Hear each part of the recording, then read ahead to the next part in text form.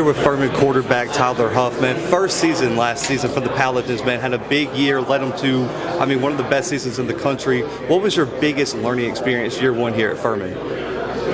Building a relationship with the guys was the big one. Obviously, I was coming in as a transfer quarterback. Nobody was sure how everything was going to shape out, who I was as a player, who I was as a person. I think that was the biggest thing coming in. I had to build a lot of respect and earn the respect. And I think I did that throughout the year. And I think just building the camaraderie among the team throughout the season I think that led to a big path to our success. And I think that was a big deal with it.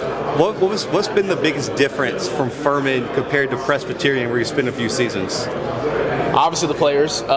At PC, when I was there, I was really just a glorified walk-on. We don't have athletic scholarships. So, obviously, the players, you get to recruit much better players. I play against the best defense in the world every single day. That defense is incredible. I play them every day. And, that iron sharpens iron. We play them every day. It's only going to get us better, and I'm excited. This team is really good. Big change from where I've been, especially the rest of the teams in SoCon compared to where I was at. Big difference. From freshman year till now, what's been the single biggest developmental change that you've seen in your game? I would probably say my leadership. Coming in as a freshman year, I started at Presbyterian as a freshman, but started out, you're not too much of a leader as a freshman. I think coming through, as I built more trust and built more respect throughout the team, especially this past season with Furman, the leadership aspect to it, a lot of people are looking to me more than I ever actually realized, and they expect a lot more out of me because of that position I'm in. So, living up to that, leading by example and not just saying what I do, that kind of deal, get the team around me. What was your biggest learning experience in the FCS playoff run that you guys had last year? It's a big deal. I've never been in the playoffs, even in high school. So that was a big thing for me. I was very excited to be there. Biggest thing, just didn't hype it up too much. It's really like it's a regular game. Obviously every game is important, especially in the SoCon. When we came out against Elon, we knew it was going to be a tough game. They had a lot more for us than we honestly thought. They were a pretty good team. And then obviously Cardinal Word, first road game, obviously the farthest game we traveled. We flew. It was a real fun experience. Came down to the wire. Unfortunately, we lost that one. Tough one. But that just showed the team's toughness. We're down early, and going to the playoffs, you really see what your team's about in the playoffs. Down early, we come all the way back. Fortunately, I lose the game on a game, lose a pick. It's on me, and didn't sleep many, many nights. I stayed up watching that game. You can ask my wife. I was struggling through that next 2 weeks. That was a tough time. But the playoffs definitely gave us a lot of experience that we needed.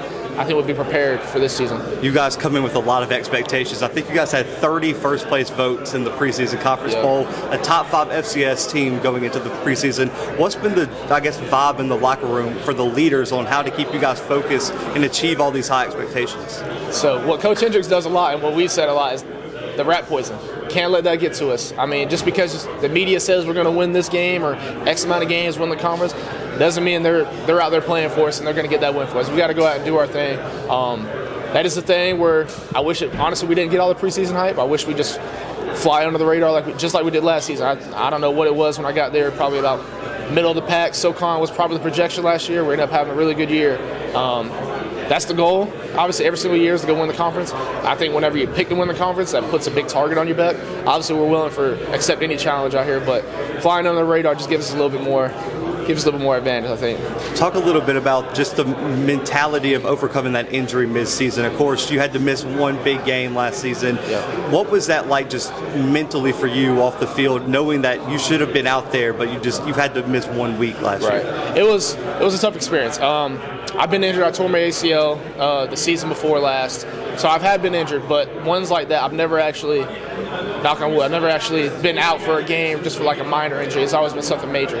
So that was a tough one. Unfortunately, seeing now, 2020 vision, that ended up being the game to decide the whole season. Unfortunately, I was not there. We had a great player, Jace Wilson, come in and balled out.